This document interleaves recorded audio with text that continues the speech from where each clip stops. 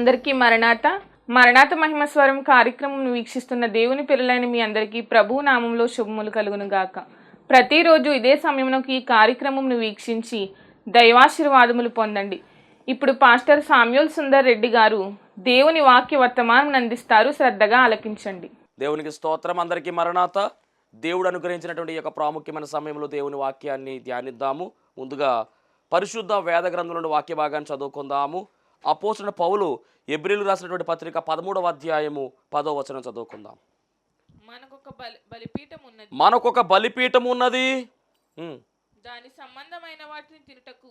సంబంధమైన వాటిని తినుటకు గుడారములో సేవ చేయు వారికి అధికారము లేదు.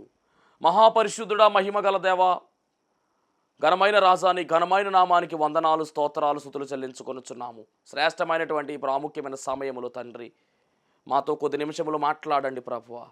నీ మాటలో శక్తి ఉన్నది, నీ మాటలో బలము ఉన్నది, నీ మాటలో ప్రభావం ఉన్నది కనుక నెమ్మది లేనిటువంటి వారి జీవితాల్లో ప్రభువా నెమ్మదిని కలిగించేది నీ మాట అయి ఉన్నది కనుక దేవా, ఇదిగో నోటి మాట సమస్త సృష్టిని కలిగించావు తండ్రి. ఇదిగో అదే నోటి మాట చేత ప్రభువా మా జీవితాలలో తండ్రి నూతన కట్టుబడి జరగడానికి, అనగా నీ కొరకు ప్రభువా నాయన మరింత రోషముగా పని చేయడానికి, నీ కొరకు ప్రభువా మరింత రోషముగా ముందుకు వెళ్ళడానికి, అనేకులను ప్రభువా నీ తట్టు త్రిప్పడానికి కావలసినటువంటి యోగ్యమైన నీ మాటలను మాకు వినిపించమని, ఇందు నిమిత్తమైతే ప్రభువా ఈ లోకంలోనికి నీ వచ్చావు, ఆ విషయాన్ని ఉద్దేశాన్ని ప్రభువా గ్రహించుకుంటూ అనేక మందికి వెదజల్లే ధన్యత భాగ్యం మా అందరికీ దయచేసి నడిపించమని, మాతో మాట్లాడమని యేసు నామములో అడుగుచున్నాము పరమ తండ్రి, ఆమేన్.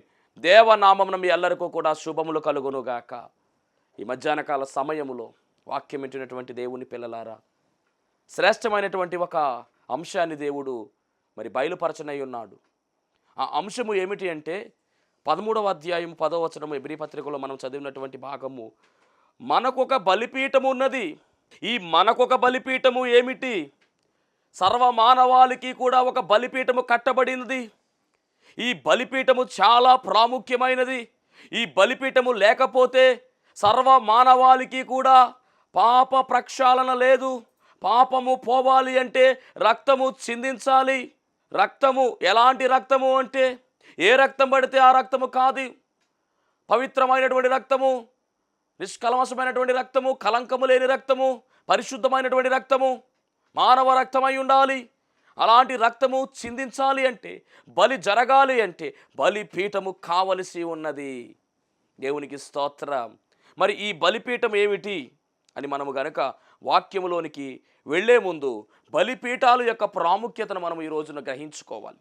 పరిశుద్ధ గ్రంథములో మనం గమనించినట్లయితే మరి ఆదికాండం 8వ అధ్యాయము 20వ వచనములో మొట్టమొదటిగా బలిపీఠాన్ని కట్టారండి. ఇది ఎప్పుడు కట్టబడింది అంటే జలప్రలయం తర్వాత కట్టబడింది. జలప్రలయానికి ముందు ఎక్కడా కూడా బలిపీఠాల ప్రస్తావన లేదు.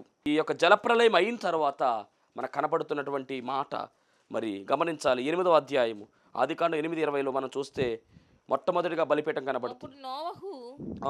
యెహోవాకు బలిపీఠము కట్టి 19వ వచనం,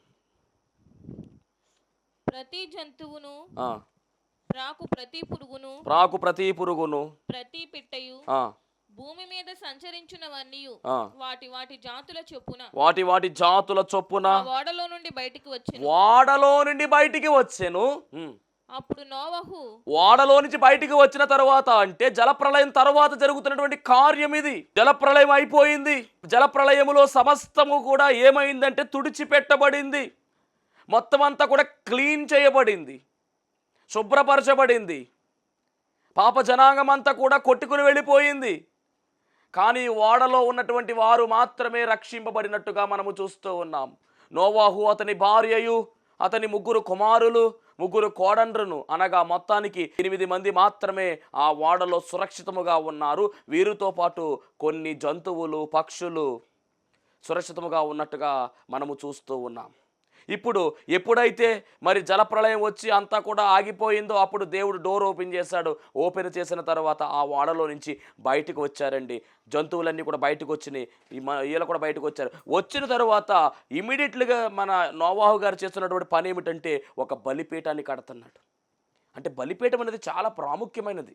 అందుకనే మరి కార్య ప్రారంభానికి అనగా నూతన సృష్టికి ముందు బలిపీఠము కట్టుతున్నట్టుగా మనం చూస్తున్నాం. చదవాలి 20 వచనం.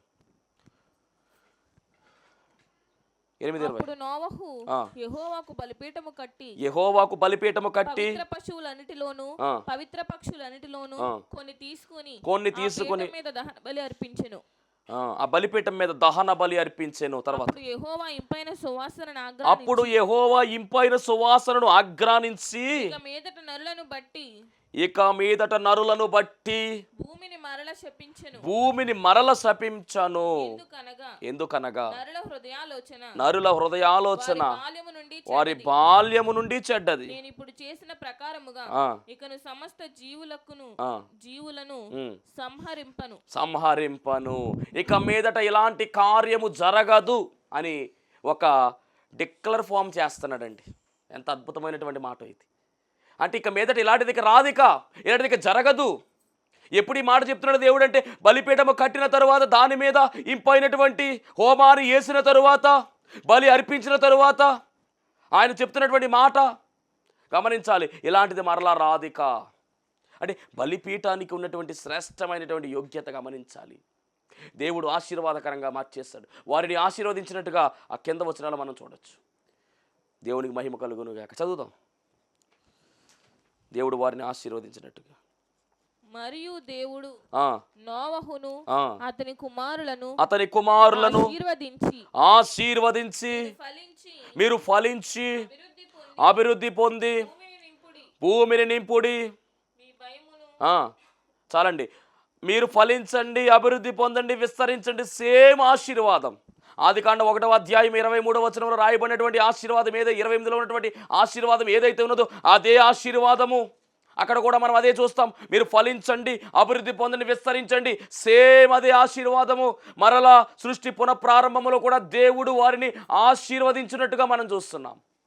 అంటే ఈ బలిపీఠము ఎలా కనబడుతుంది అంటే మరి ఒక పర్యాయము దేవుడు ఆశీర్వదించడానికి కారణమవుతున్నట్టుగా కనబడుతూ ఉంది. అంటే ఆశీర్వాదానికి గుర్తుగా కనబడుతుందండి ఈ బలిపీఠం. అంత మాత్రమే కాదు, దేవునితో సమాధానం పడేటటువంటి గుర్తుగా కనబడుతుంది. దేవుని యొక్క ఉద్దేశము, దేవుని యొక్క చిత్తము మనకు చాలా క్లారిటీగా తెలియజేసేటటువంటి బలిపీఠంగా ఈ బలిపీఠం కనబడుతుంది.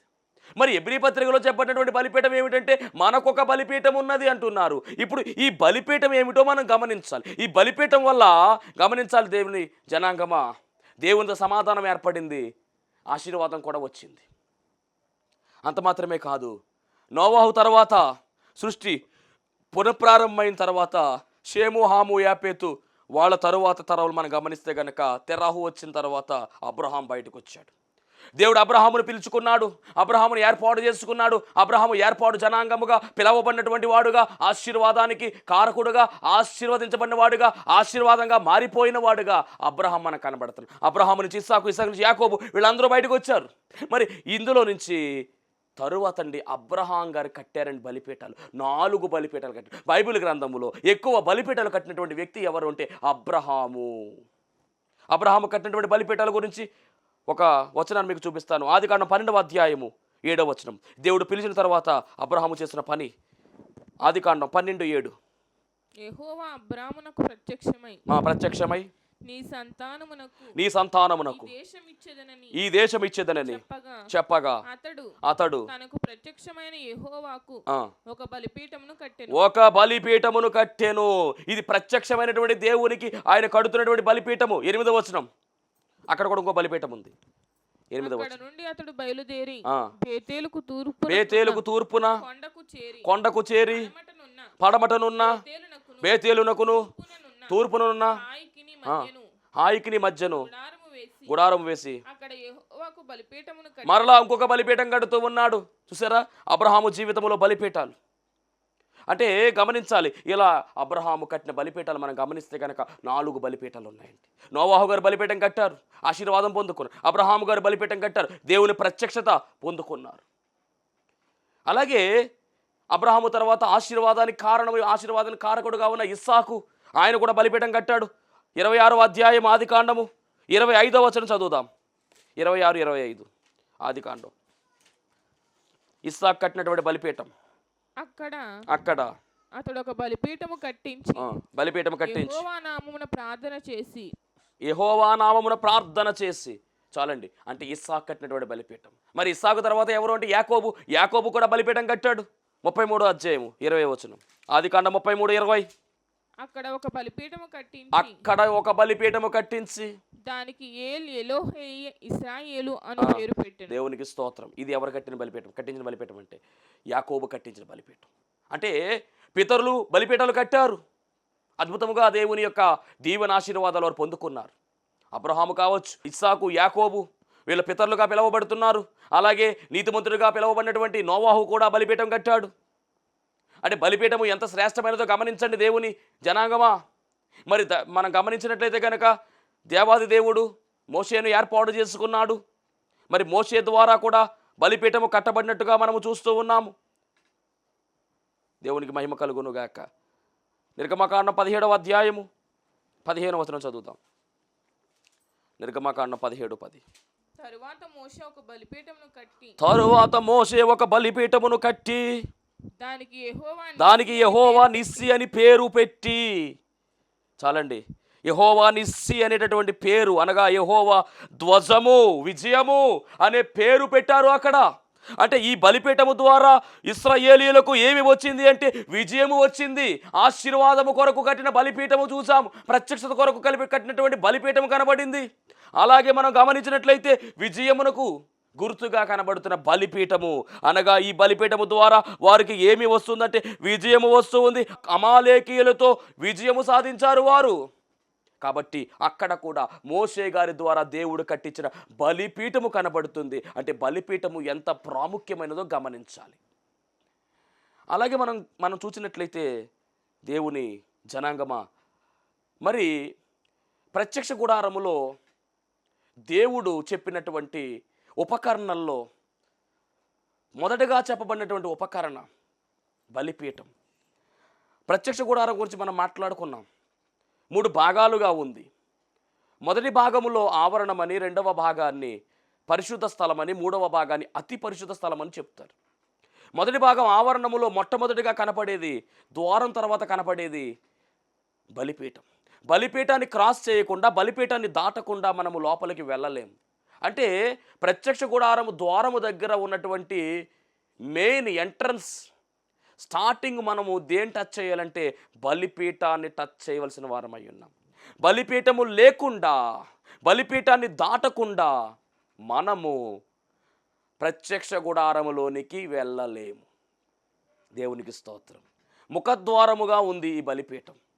తరువాత గంగాలం ఉంటుంది, తరువాత దీపస్తంభము, ధూపవేదిక, సరిదొట్టెల బల్ల ఇవి ఉంటాయి. అతి పరిశుద్ధ స్థలంలోకి వెళితే మందసం ఉంటుంది, పైన కరుణాపీఠం ఉంటుంది, కెరూబులు ఉంటాయి. కానీ శ్రేష్టముగా గమనించవలసిన మాట ఏమిటంటే ద్వారము దగ్గర ఉండేది బలిపీఠం. ప్రతి ఒక్కరూ కూడా ఈ బలిపీఠాన్ని టచ్ చేయవలసిందే. అంత శ్రేష్టమైనది బలిపీఠం. దేవుడు చేయమన్నాడు. బలిపీఠాన్ని కొలతలు ఇచ్చాడు దేవుడు. ఏ విధముగా చెయ్యాలో, ఏ విధముగా దాని పొడవు ఉండాలో, ఏ విధంగా వెడల్పు ఉండాలో, ఏ విధముగా ఎత్తుండాలో, దాన్ని ఎలా తయారు చేయాలో తుమ్మ కర్రను వాడమని చెప్పినట్టుగా మనం చూస్తూ ఉన్నాం.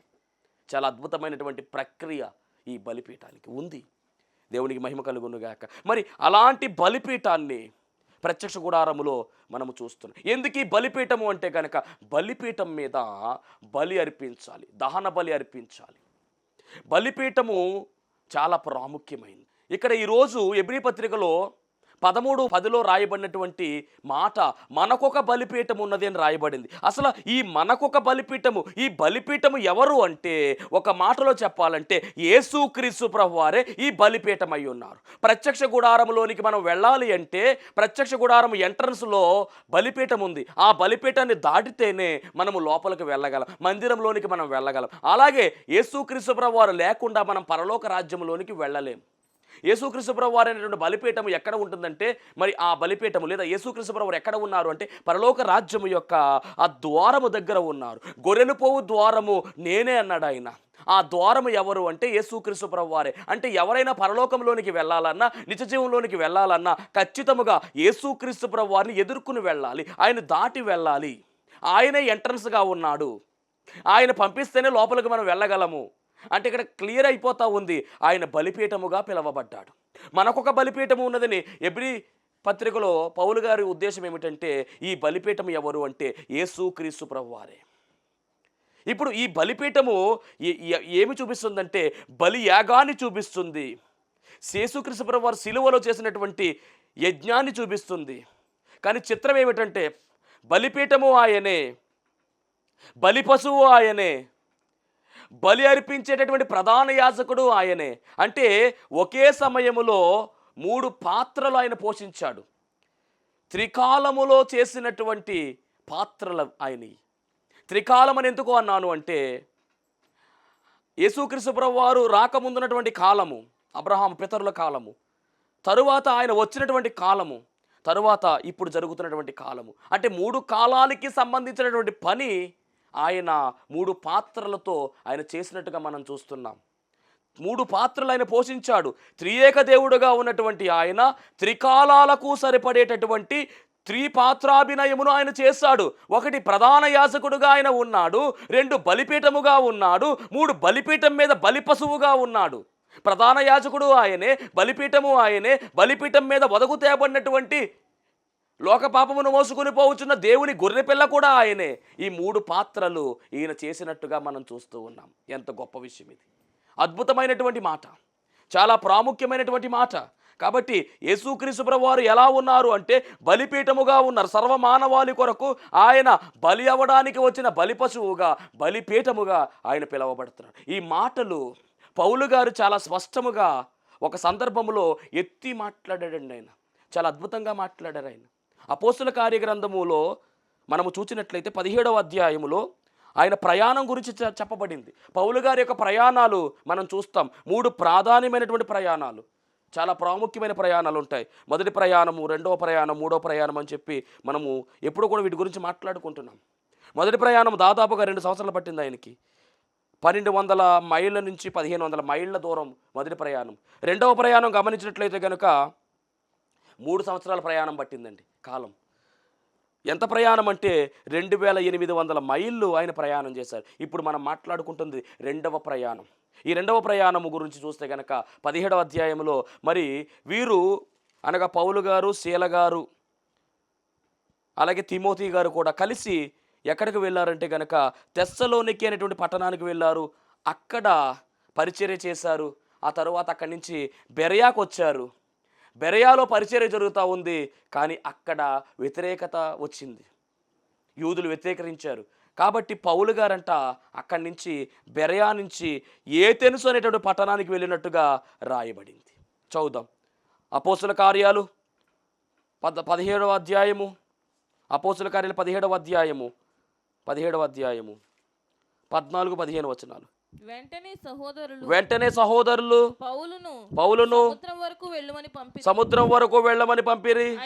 అయితే శీలయు తిమోతియు అక్కడనే నిలిచిపోయిరి.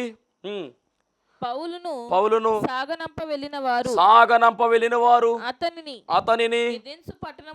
ఏథెన్సు పట్టణం వరకు తోడుకుని వచ్చి శీలయు తిమోతియు సాధ్యమైనంత శీఘ్రముగా అతని యొద్దకు రావాలని ఆజ్ఞ పొంది బయలుదేరిపోయి, అంటే ఏథెన్సు పట్టణంలో సింగిల్ గా వెళ్ళిపోయాడు పౌలు గారు. మరి బెరయాలో ఉండిపోయారు పౌలు గారు, మా యొక్క శీల గారు, తిమోతి గారు. మీరు తొందరగా రావాలని చెప్పేసి మరి చెప్పడం జరిగింది. మొత్తం మీద ఏథెన్సు పట్టణానికి ఒక్కడే వెళ్ళాడండి. ఈ ఏథెన్సు పట్టణం ఎలాంటిది అంటే కనుక మరి చాలా భయంకరమైనటువంటి విగ్రహారాధనతో కూడినటువంటి పట్టణం. 16వ వచనం చూస్తే పౌలు ఏథెన్సులో వారి కొరకు కనిపెట్టుకొని ఉండగా ఆ పట్టణము విగ్రహములతో నిండిట చూచి అతని ఆత్మ పరితాపము పట్టలేకపోయెను. అంటే బహు విగ్రహారాధన కలిగినటువంటి పట్టణమే ఏథెన్సు పట్టణం. మరి ఆ పట్టణములోనికి పౌలు గారు ఎంటర్ అయ్యారు. ఎటు చూచినా కానీ భయంకరమైనటువంటి విగ్రహారాధన కనబడుతుంది. పౌలు గారి మనస్సులో పరితాపం, ఆత్మ పరితాపం పట్టలేకపోయాడంటండి. ఆ తరువాత ఏం జరిగింది అంటే మరి ఆయన సమాజ మందిరాల్లోనికి వెళ్ళి అక్కడ ఉన్నటువంటి యూదులతో అలాగే భక్తిపరులైనటువంటి వారితో ప్రతిదినము సంత వీధిలో కూడా ఆయన మరి డిబేట్లు చేసేవారు, తర్కించేవారు. తర్కము జరిగింది అక్కడ. యేసుక్రీస్తు ప్రభువు వారి గురించి మాట్లాడేవాడు ఈయన. మరి అక్కడ ఉన్నటువంటి యూదులు కట్ట అంగీకరించేవారు కాదు. వారికి మరి పౌలు గారికి కూడా మధ్యలో చాలా డిబేట్ జరిగింది, చాలా తర్కాలు జరిగాయి. ఒకసారి ఏం జరిగిందంటే అక్కడ 2 వర్గాలు ఉన్నాయండి. ఒకటి 18వ వచనం, 18వ వచనం. ఎపిక్యూరీలలోను స్తోయికులలోనూ ఉన్న కొందరు జ్ఞానులు అతనితో వాదించిరి. అంటే ఎపిక్యూరీయులు అలాగే స్తోయకులు అనేటటువంటి రెండు వర్గాల వారు ఉన్నారండి. ఈ రెండు వర్గాల వారు కూడా ఏం చేస్తున్నారంటే ఆయనతో వాదిస్తున్నారు. వాదన చెలరేగుతుంది అక్కడ. ఈ ఎపిక్యూరీలు ఎవరు అంటే కనుక ఎపిక్యూరియస్ అనేటటువంటి అతనికి చెందినవారు. ఎపిక్యూరియస్ అనేటటువంటి వ్యక్తిని ఫాలో అయ్యేటటువంటి వారిని ఎపిక్యూరియల్ అంటారు. అలాగే జీనో అనేటటువంటి వ్యక్తిని ఫాలో అయ్యేవారు ఎవరంటే స్తోయకులు అనే విషయాన్ని కూడా గమనించాలి. అంటే ఎపిక్యూరియల్కు మూల పురుషుడు ఎవరంటే ఎపిక్యూరియస్, అలాగే స్తోయకులకు మూల పురుషుడు ఎవరంటే కనుక జీనో. వీళ్ళు ఎవరు అంటే కనుక గ్రీకీయులు అనగా గ్రీకుకు సంబంధించినటువంటి వారు, చాలా తెలివైనటువంటి వారు, మేధావులు. దేవునికి స్తోత్రం. గ్రీకు భాష మాట్లాడేటటువంటి వారు కూడా. ఇక్కడ మనం గమనించాలి, ఎపిక్యూరియలు ఎవరు అంటే కనుక ప్రకృతి సంబంధమైనటువంటి ఆరాధన చేసేవారు.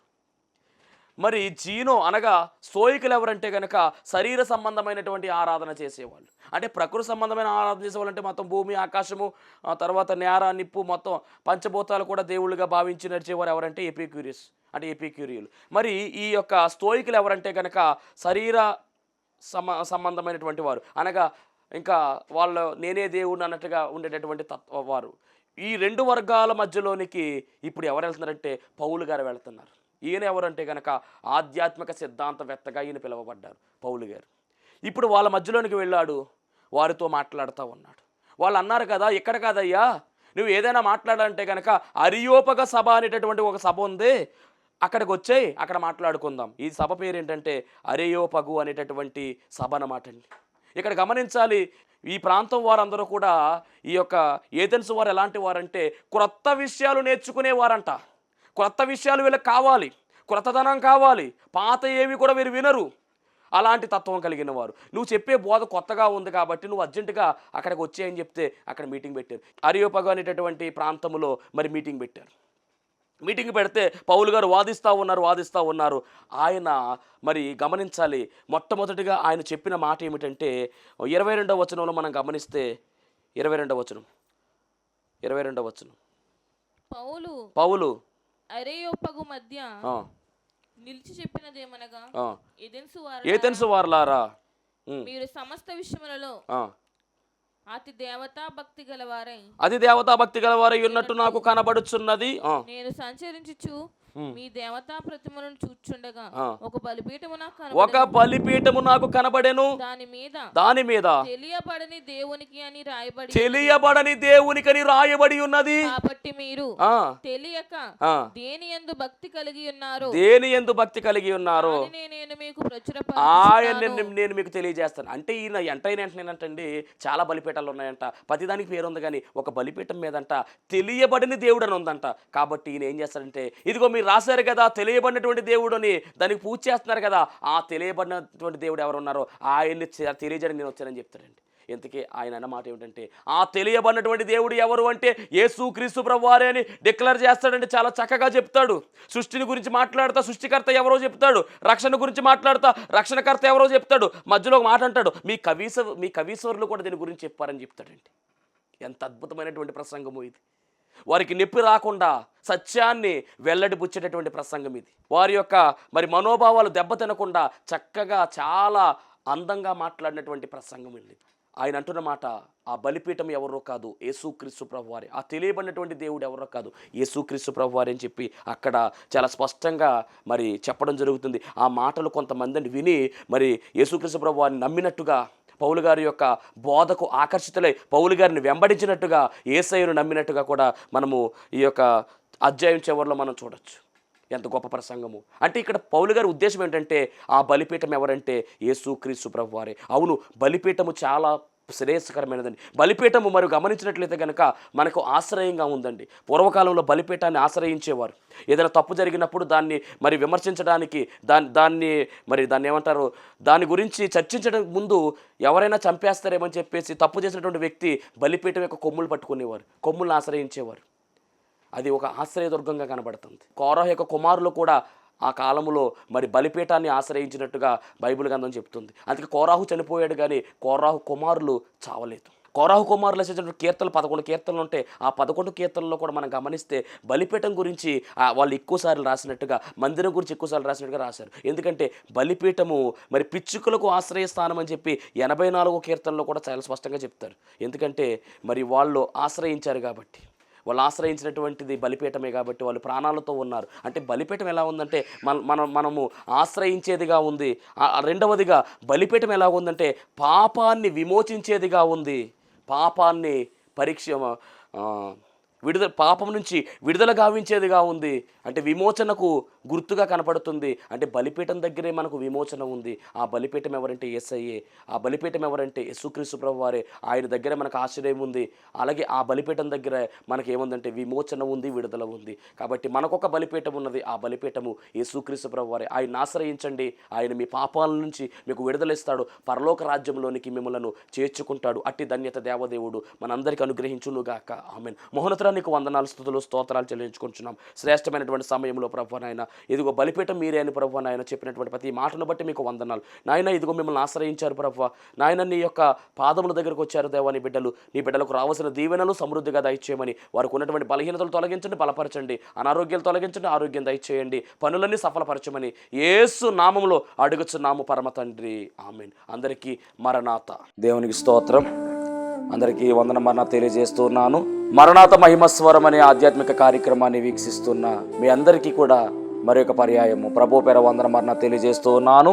మరి ఈ కార్యక్రమము ఎంతో ఆశీర్వాదంగా ఉందని, ఈ కార్యక్రమం ద్వారా ఎన్నో మేలు పొందుకున్నామని మరి మీరు అందరూ కూడా ఫోన్ కాల్ చేస్తూ ఉన్నారు. చాలా సంతోషము. ఎన్నో అద్భుత ఆశ్చర్యకార్యాలు దేవాదేవుడు ఈ కార్యక్రమం ద్వారా జరిగిస్తూ ఉన్నారు. దేవుని నామమునికి మహిమ కలుగునుగాక. మరి మీరు చూస్తున్నటువంటి ఈ యొక్క షెడ్ గురించి గతంలో మీకు చెప్పడం జరిగింది. యజమానుడు మరి దీన్ని బేరం పెట్టారని చెప్పేసి, దీన్ని తీసుకుంటే ఇక్కడ ఆరాధన జరుగుతుంది, లేకపోతే మనం బయటికి వెళ్ళాలనేటువంటి పరిస్థితిని మీకు చెప్పినందుకు చాలామంది మరి సహకరించారు. కొంతమంది మరి అమౌంట్ పంపించడం జరిగింది, అలాగే ప్రార్థన చేయడం జరిగింది. దేవుని మహాకృపను బట్టి పంపించినటువంటి కొంత అమౌంట్ మరి యజమానుడికి కట్టడం జరిగింది. ఇంకా చాలా అమౌంట్ మనము వారికి ఇవ్వాల్సి ఉంది. కనుక మరి ఈ కార్యక్రమాన్ని వీక్షిస్తున్నటువంటి మీకు ఎవరికైనా కనుక ప్రేరేపణ కలిగినట్లయితే కనుక మరి మీ వంతు సహకారాన్ని అందించండి. ఈ దీన సేవకునికి మీ యొక్క సహకారం అందించి ఈ సేవను మరి ముందుకు వెళ్ళేలాగా సహకరించవలసిందిగా ప్రభు పేరు తెలియజేస్తూ ఉన్నాను. మీకు ఎవరికైనా కనుక మరి ప్రేరేపణ కలిగినట్లయితే కనుక స్క్రీన్ మీద కనపడుతున్నటువంటి ఆ నెంబర్కి ఫోన్పే చేయండి, లేదా ఫోన్ చేసినట్లయితే కనుక నేనే స్వయంగా మాట్లాడతాను. మీ సహకారాన్ని అందించండి. ప్రభు పనిలో మీరు కూడా పాలి భాగస్తులు కావాల్సిందిగా ప్రభు పేరు తెలియజేస్తున్నాను. అందరికీ మరణాత.